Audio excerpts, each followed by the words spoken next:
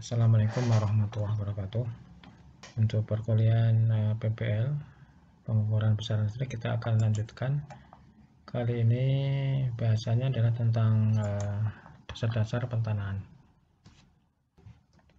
Jadi komponen utama untuk pentanahan ya, grounding di sini adalah elektroda. Susunan seperti ini. Jadi elektroda ini secara umum dibuat dari bahan yang sangat konduktif ya. Sangat konduktif, jadi berbahan yang bisa sangat-sangat mengalirkan elektron atau listrik ya, arus listrik. Jadi yang sangat konduktif atau tahanannya yang rendah, misalkan baja, tembaga, aluminium dan sebagainya. Misalnya ini baja atau tembaga ya, yang sangat-sangat rendah nilai tahanannya, resistansinya. Jadi harapannya adalah nanti untuk arus buangnya cepat mengalir ke tanah. Jadi kalau kita lihat komponen elektrodanya seperti ini. Di sini ini elektroda, kemudian di sini ada klem untuk menghubungkan dengan kabel pengantar yang akan dihubungkan dengan peralatan yang akan ditanahkan ya. Berikutnya, nah, cairan kontak tanah di sekitar elektroda itu menurut National Institute of Standards dari lembaga pemerintah dalam Departemen Perdagangan AS Amerika, ini menunjukkan bahwa tahanan atau resistansi itu di sini hampir dapat diabaikan dengan ketentuan bahwa elektroda tersebut bebas dari adanya cat, pelumas dan sebagainya, atau bahan-bahan yang menutupi elektroda tersebut. Jadi di sini nanti elektroda pentanahan harus terhubung dengan tanah ya. Tidak ada bahan yang istilahnya menutupi elektroda tersebut kontak dengan tanah. Jadi harus dihindari ini, ada cat, pelumas dan sebagainya. Kemudian tahanan tanah di sekitar elektroda itu secara konseptual itu terbentuk dari sel-sel yang melingkari semuanya ini memiliki ketebalan yang sama ya, mungkin. Kemudian sel-sel yang paling dekat dengan elektroda pentanahan memiliki jumlah area yang terkecil sehingga menghasilkan tingkat tahanan yang terbesar. Nah, ini sebaliknya nanti. Masing-masing sel berikutnya yang membentuk area lebih besar akan menghasilkan nilai tahanan yang lebih rendah. Ya. Atau ini kesimpulannya pada akhirnya akan mencapai titik di mana sel-sel tambahan menawarkan tahanan kecil ke tanah di sekitar elektroda pentanahan.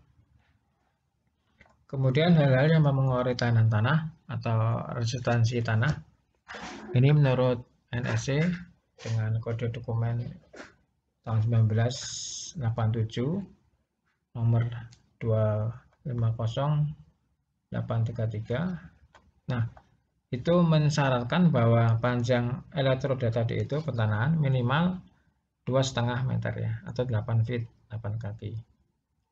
Jadi yang ini paling tidak 2,5 meter.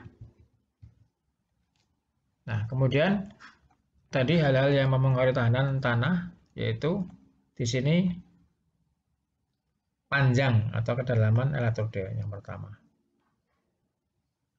Jadi yang salah satu cara yang efektif untuk menurunkan tahanan tanah yaitu dengan memperdalam elektroda pentanahan. Tadi sudah dibahas di sini ya, minimal 2,5 meter. Ini untuk kondisi tanah normal ya. Kemudian elektroda tadi itu yang berada di garis beku, misalkan di daerah yang selain tropis ya, pasti ada di daerah yang beku. Nah, ini perlu dilakukan pentanahan yang bagus. Ini dilakukan sehingga tahanan tanah tidak akan dipengaruhi oleh pembekuan tanah juga. Jadi ini perlu diperhatikan kalau di daerah selain tropis. Tapi kalau kita di Indonesia daerah tropis, maka jadi ini minimal 2,5 meter ya. Kemudian secara umum untuk menggandakan panjang elektroda itu akan bisa mengurangi tingkat nilai resistansi tahanan tanah sekitar 40%. Jadi 2,5 meter misalkan ini tahanan tanahnya adalah sekitar 5 ohm, katakanlah 5 ohm. Maka nanti kalau panjangnya digandakan jadi 5 meter, maka tanah tadi misalkan akan berkurang jadi 5 kali 40% atau sekitar 2 ohm ya. Nah, kemudian jika terbentur pada daerah padas, granit, batu, dan seterusnya, maka salah satu cara untuk membuat nanti tanah-tanah kecil yaitu menggunakan grounding semen. Jadi semen pentanahan ya. Ini biasa dipakai untuk pentanahan jika kita terkendala pada daerah-daerah tersebut. Yang ini yang padas, granit, dan sebagainya. Yang kedua yang mempengaruhi tahanan tanah itu yaitu diameter elektroda ya. Kemudian misalkan diameter sekitar 10 cm, 12, 15 ya, maka diameter ini akan sangat mempengaruhi terhadap penurunan tahanan. Nah, kalau diameter tadi ini digandakan, dibuat 2 kalinya, maka terjadi penurunan tahanan pentanahan itu sekitar 10%. Jadi kalau yang ini panjang ya, kita buat 2 kalinya, maka akan mengurangi jadi nilai tahanannya sekitar 50%, tapi kalau diameter di sini hanya 10%. Nah, kemudian jumlah elektroda pentanahan. Jadi semakin banyak elektroda dan dihubungkan secara paralel, maka akan semakin menurunkan tahanan tanah. Kemudian untuk paralel tadi itu jarak efektifnya adalah ini jarak efektifnya penambahan elektroda, jarak batang tambah setidaknya harus sama dalamnya dengan batang yang ditanam. Tanpa pengaturan jarak ini maka tidak efektif. Ya bisa turun tapi tidak efektif. Jarak batang tambahan setidaknya harus sama dalamnya dengan batang yang ditanam. Jadi jarak ya, jarak. Jadi kalau ini ada batang elektroda, nah ini jaraknya itu paling enggak ini minimal harus sama dalam batang yang ditanam ini. Itu untuk efektifnya ya, Berikutnya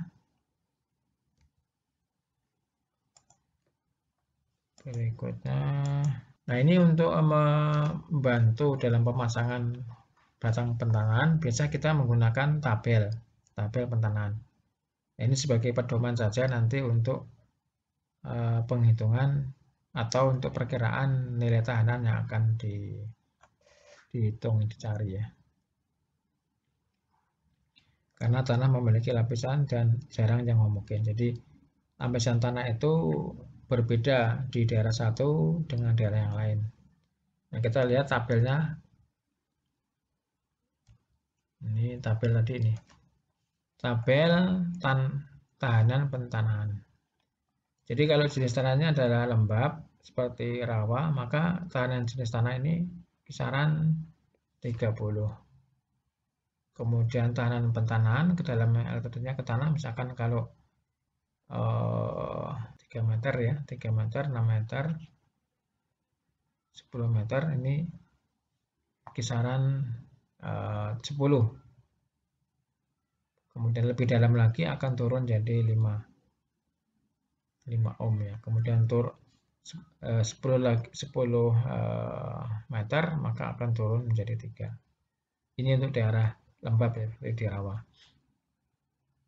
Udah ini potongan pentanahan ya.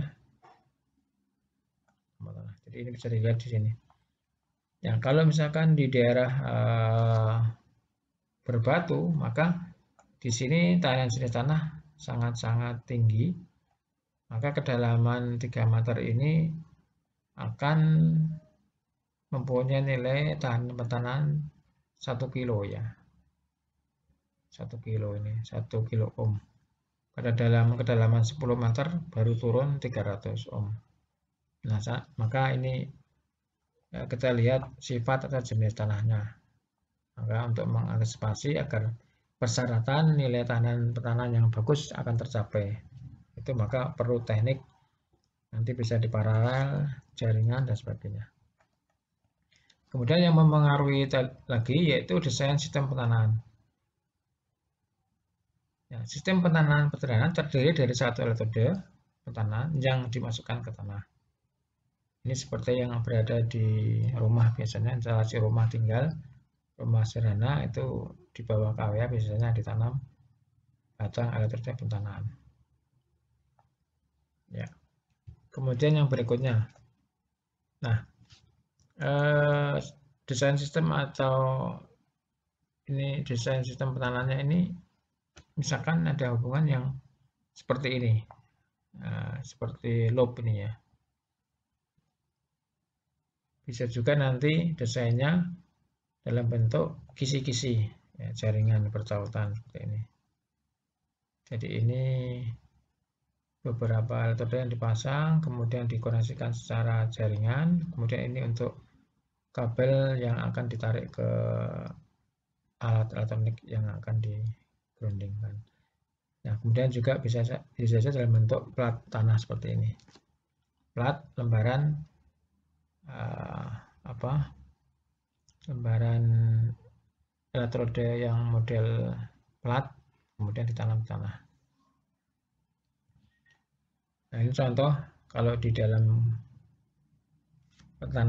sistem petanahan di gadu induk ya, misalkan seperti ini Pak, menggunakan jaring seperti ini. Ya, berikutnya metode untuk pengetesan petanahan tanah. Jadi di sini ada 4 untuk pengetesan petanahan tanah, yaitu tahanan tanah. Kita menggunakan tiang pancang, kemudian yang kedua gerak benda potensial menggunakan tiang pancang, kemudian pengetesan selektif menggunakan satu klem satu tiang pancang. Kemudian tanpa tiang pancang hanya menggunakan 2 klem. Kemudian yang berikutnya, nah prosedur pengukuran untuk tadi pengukuran pengetesan petanahan tanah itu menggunakan metode Wiener. Nah, menggunakan metode Wiener dengan rumus ini rho sama dengan 2pi A kali R. Rho-nya adalah rata-rata tahanan tanah pada kedalaman A dalam ohm cm ya. Dalam ohm cm. Pi-nya 3,14, kemudian A-nya jarak antara elektrode dalam cm. Kemudian R-nya nilai tahanan terukur ohm dari uji instrumen ya. Ya, ini untuk catatan nanti ohm cm pada nilai 100 dapat diubah ke ohm meter ya. Karena kan 100 cm sama dengan 1 meter. Maka nanti ini silakan disesuaikan untuk satuannya. Nah, kemudian bagaimana cara mengukur tahanan tanah? Nah, caranya di sini dari contoh di sini di sebelah ada gambar. Kita ada misalkan 4 tiang pancang, 1, 2, 3, 4. Dan kedalamannya standar, kemudian jaraknya paling enggak 3 kali lebih besar dari kedalaman tiang.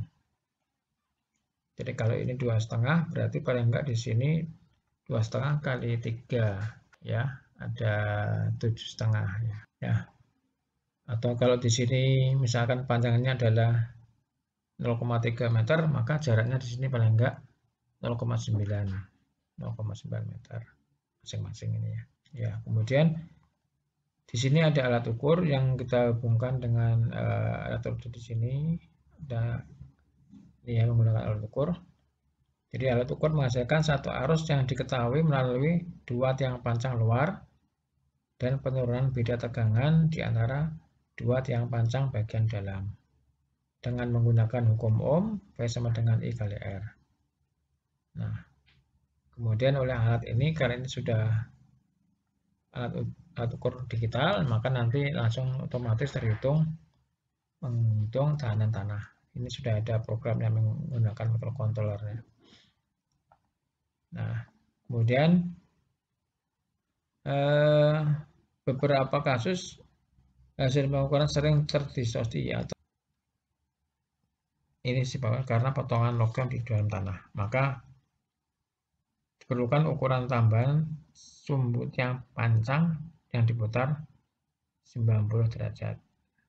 Kemudian mengubah kedalaman dan jarak beberapa kali. Jadi ini nanti kalau kasusnya ini dikatakan bahwa datanya kurang valid ataupun untuk lebih mantapnya nanti beberapa ini kalau kasusnya ini ya, nanti karena terdistorsi oleh beberapa potongan logam di tanah, maka perlu ada tambahan sumbu tiang pancang.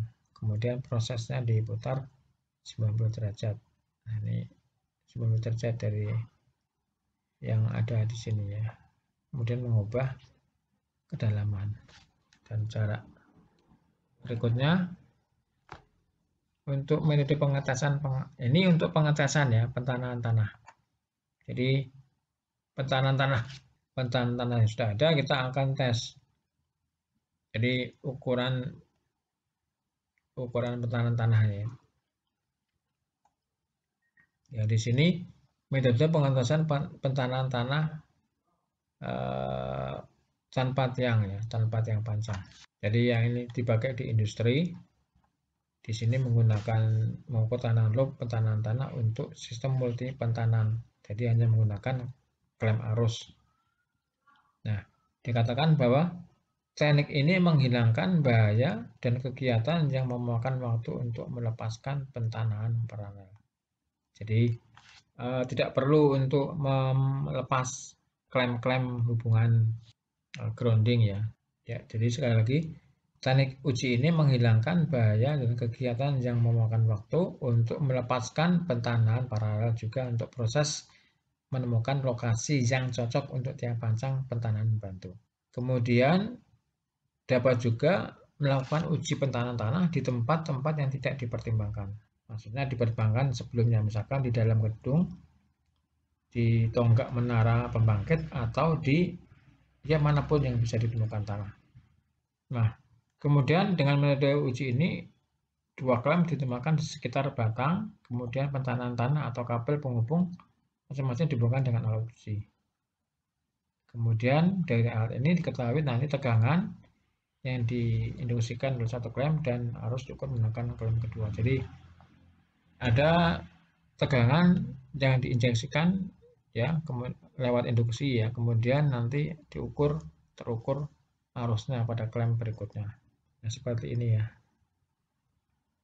gambarnya.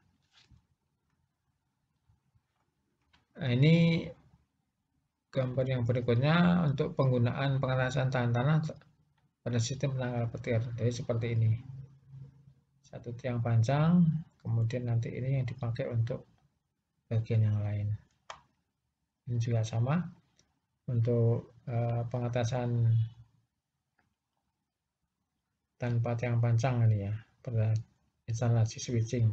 Switching itu yang ada di kantor-kantor untuk perusahaan telekomunikasi yang menggunakan grounding juga, itu yang perlu di-scan juga, ini perlu dites juga. Nah, saya kira itu untuk sementara, kita akan lanjutkan ke berikutnya.